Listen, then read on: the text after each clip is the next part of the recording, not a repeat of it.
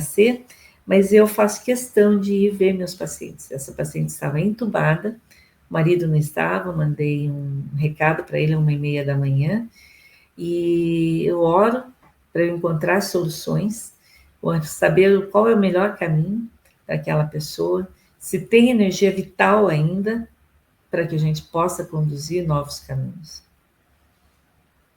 Eu acho muito importante tudo isso, doutora Anísia, que você relatou, não só porque o formato do nosso podcast é esse, primeiro a história pessoal, primeiro a biografia, depois a ferramenta, que é o tema do assunto da pauta de hoje, para também estabelecer a credibilidade, sem a menor sombra de dúvida, verificada e atestada e reconhecida por órgãos no mundo inteiro da mais alta excelência, porque o nosso assunto agora vai entrar num campo que é considerado extremamente místico, esotérico, e muitas pessoas que querem continuar sendo céticas podem torcer o nariz, falando, esses dois aí são dois loucos conversando sobre essas especulações. Mas não, a gente está vendo toda um embasamento científico, técnico extremamente rigoroso, que você preparou, se prepara-se por décadas a fio, para a gente entrar no lado interdimensional, energético.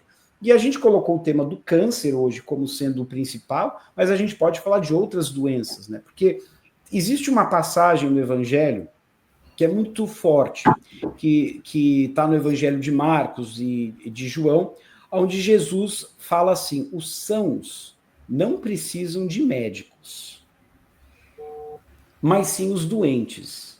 Aí ele fala, ide, porém, e aprendei o que significa. Misericórdia quero e não sacrifício. Os sãos não precisam de médico, mas sim os doentes. Aí eu queria pegar que essa fala de Jesus possa permear as nossas reflexões aqui, porque com certeza você já viu muitos padrões recorrentes de padrões emocionais nos seus pacientes oncológicos. Eu queria que você pudesse explicar um pouquinho para a gente sobre esse tema das camadas ocultas, espirituais, energéticas que você observa no câncer. Olha, Fred, você tem um olhar muito especial sobre a maneira como você formula as questões, e eu queria até pontuar de onde nós nos conhecemos, né? Eu estava no quarto de um paciente com câncer, amigo, onde não me foi permitido fazer a medicina personalizada e de precisão que eu faço. Eu insisti tantas vezes em que ele fizesse o genoma do tumor, que a gente fizesse um estudo da sua imunologia, estudo do seu metabolismo, ele mesmo tendo acesso a todos os laboratórios mundiais, mas na época, dentro de um grande hospital e mesmo um grande médico, não era corrente você fazer esse tipo de pesquisa, e ele acabou morrendo sem ter tido acesso a esses tratamentos. Mas eu ia visitá-lo, porque ele tinha outro médico, mas eu ia visitá-lo como amiga. E aí eu estava no quarto quando você veio tocar violino para esse nosso querido. E foi um momento de grande inspiração, porque eu considero a arte como uma ponte entre o céu e a terra. Eu fiz vários saraus liturmusicais na Livraria Cultura do Shopping Vila Lobos, na Livraria Cultura também de outro local, já no Nacional Clube e na clínica, porque eu considero que a arte, ela abre a mente e o espírito para as bênçãos. E uma vez um médico me falou que a vida é um milagre, a ausência do milagre é que é a doença. Se você for pensar no número de reações químicas que acontecem dentro do seu corpo simultaneamente, o número de situações quânticas, energéticas, vibracionais que acontecem para você ter saúde, é impossível matematicamente o seu coração bater, seu pulmão respirar, seu fígado funcionar ao mesmo tempo, em frequências diferentes. Por quê? O que acontece? Você faz um eletrocardiograma, ele tem uma onda elétrica. O eletroencefalograma é outra onda. O eletroesôfago manometria, que faz as ondas do esôfago, peristaltismo no intestino, que são os movimentos do intestino, tem ondas diferentes. Os músculos todos têm frequências diferentes. E todas essas estão em harmonia, como num concerto. Então, tem um maestro que rege, que, no meu entender, é a alma. Tem um propósito para esse corpo estar vivo.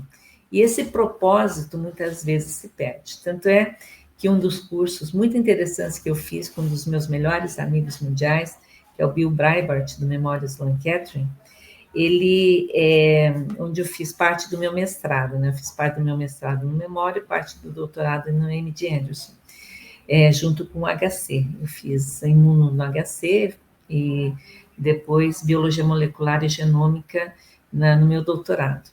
E aí, o Bill, ele é ateu, ele é um judeu ateu, e ele é desesperado com medo de morrer. E ele criou um sistema para que as pessoas que não acreditam em Deus tenham sintonia. E um deles é baseado no Viktor Frankl, é um estudo que ele faz com o Meaning-Centered Psycho-Oncology, que é psico-oncologia baseada no significado da vida. E aí ele traz a pessoa para o Sense of Meaning, que eu acho que é outra meditação que eu posso fazer com vocês no final. No final, a gente vai ter um momento vivencial, experiencial Exatamente. Com a doutora Anísia para a gente mergulhar juntos. Então, fiquem até o final, pessoal. Baseado nessa técnica do Memórias Sloan Kettering Cancer Center, que foi um hospital que eu frequentei durante mais de 10 anos, quando eu voltei da Alemanha e da Suíça. Até, assim, para dizer por que eu voltei da Alemanha e da Suíça, eu recebi uma carta do René Ganser, do Sérgio Simon, na época. Eles estavam criando a primeira clínica oncológica do Brasil, a primeira ou segunda, tinha outras, mas não com aquela dimensão e aquele revestimento, e a Oncoclínicas, que hoje tem milhares de servidores, né? Uma das maiores entidades de clínicas do Brasil, mas eu fui a primeira médica que foi trazida pelos dois, tinha um outro que tinha trabalhado um pouco, mas não nessa clínica, e que estava no Memória nessa época, que foi o Arthur Katz, que inclusive me ajudou nos meus primeiros slides preto e branco de codalite, sobre imunologia de tumores. E aí eu recebi uma carta, eu morava na Floresta Negra, em Ochebron, numa clínica do lado de um asilo de velhos, onde os pacientes eram tratados e a quem eles contavam a verdade, porque no Brasil, na época, não se falava que a pessoa tinha câncer. Era aquela doença, ou não se falava, a pessoa morria sem saber que tinha câncer. Era parte da conduta oficial não revelar ao paciente que ele tinha câncer? Exatamente. Olha. Exatamente. E a família escondia, né? E lá eu vi as pessoas falando e eu tive contato com a Elizabeth Kubler-Ross.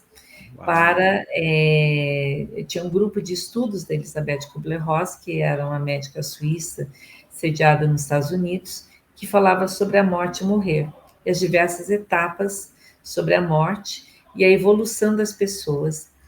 E eu já tinha experiência da medicina antroposófica, que a gente já estudava o mundo suprassensível e a viagem da alma na morte, a travessia da ponte arco-íris. A ponte arco-íris se faz daqui para lá e de lá para cá.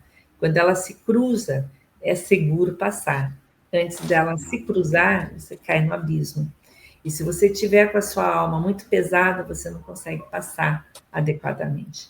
Mas nessa ponte tem os anjos, tem, às vezes, familiares que são trazidos, ou figuras de familiares que são trazidos como elementos de conexão, e são ajudados nesse processo. E muitas vezes eu vou até a ponte, entrego os meus pacientes e eles são recebidos e abraçados.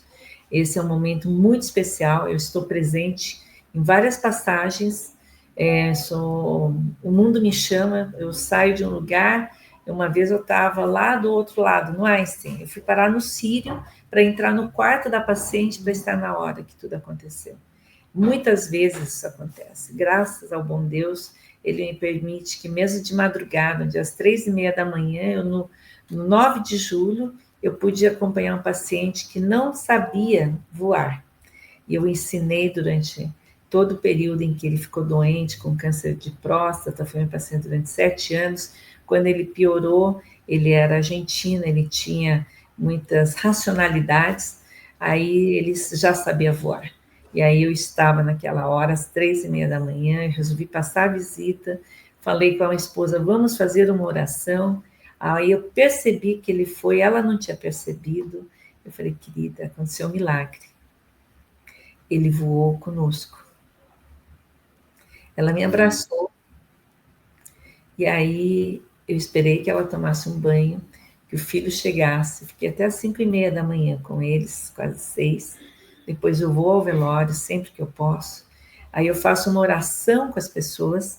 Mas antes disso, uma coisa que eu aprendi lá nos hospitais, na Lucas Clinic, em Arlesheim, na Suíça, é você contar para o próprio ser que está ali, o cadáver, mas o ser que eu imagino que esteja ali presente, da pessoa espiritual, quem essa pessoa é.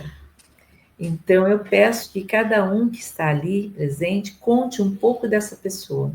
Histórias lindas que um não conhecia do outro, sabe? Porque vem um que estava no trabalho, tem outro que foi ajudado, tem outro que era o filho da empregada, que se formou e que ninguém sabia que ele ajudou. Ou Então, ela... os atos nobres de virtude desse ser.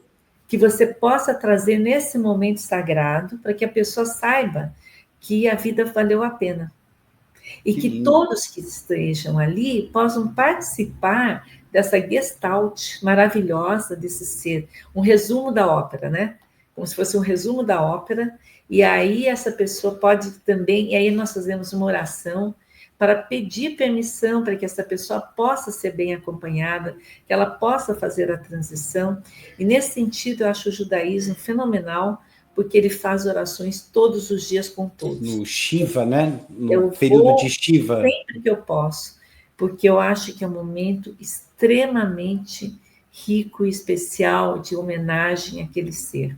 Isso vai tirando a dor e vai transmutando. Eu falo assim para os meus pacientes: quando você sente, para a família, né, muitas saudades, abra os olhos da sua alma, porque você vai enxergar, ou entra debaixo do manto da Nossa Senhora, do manto de Cristo, ou no Espírito Santo, na sua referência de ser espiritual, conecte de coração para coração, porque não existe tempo e não existe espaço.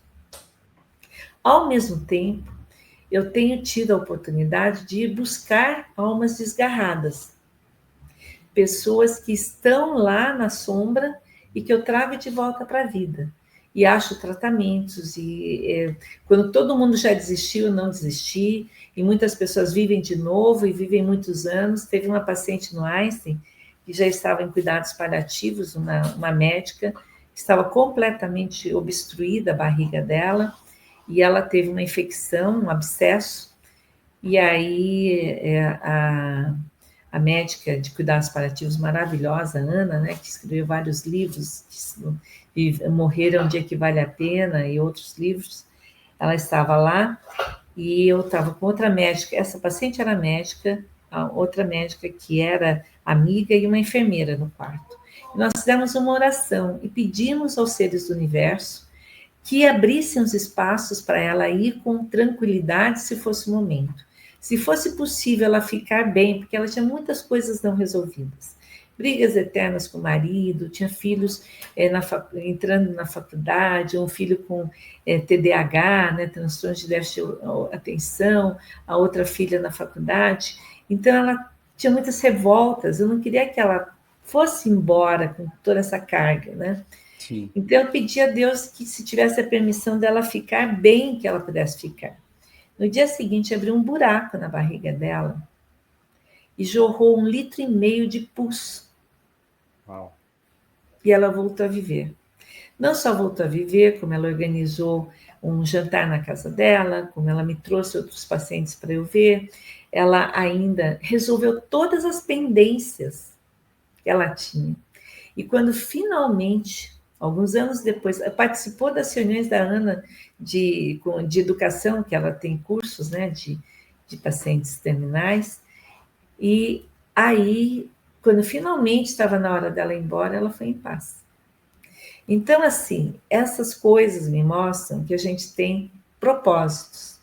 E o que o Bill Brybart mostra no Memório é que quando você busca o senso de significado da sua vida, você alinha o corpo, o espírito e a sua mente para viver novamente, porque a doença é um desalinhamento dos corpos suprassensíveis. Então, quando a gente fala na interdimensionalidade do câncer, existe um gene, tá? Existe um gene, você entra com uma carga genética. Mas mesmo que você tenha herdado um gene mutante que te predisponha ao câncer, você tem outros múltiplos fatores comportamentais, ambientais, de cigarro, de bebida, de carne vermelha, de obesidade, de falta de exercício, que te ajudam a ter um câncer. Fora isso, todas as tristezas e as disrupturas do seu self, não self. Você perde a sua identidade, você não se reconhece. É a mulher que perde os filhos, que fica com um vazio, que para ela era o objetivo da vida dela. É o cara que perde o emprego, ele era o fulano da Microsoft. Ele não é mais cara da Microsoft, ele foi mandado embora. Então, assim, essas mágoas, ele foi traído, o cara tinha muito dinheiro, foi roubado. Então, as pessoas perdem a identidade, que é uma identidade fictícia, que é uma metáfora. Você não é o que você parece que é. É as máscaras da personalidade transitória, terrena, que não constituem a sua individualidade na essência da sua alma, né? Eu acho que esse self não self talvez seja isso que... Mas é a questão, você se identifica com uma máscara. Quando a máscara cai, você não sabe quem você é. Porque você se identificou a vida toda com uma imagem. Uma autoimagem. A sua autoimagem se quebra.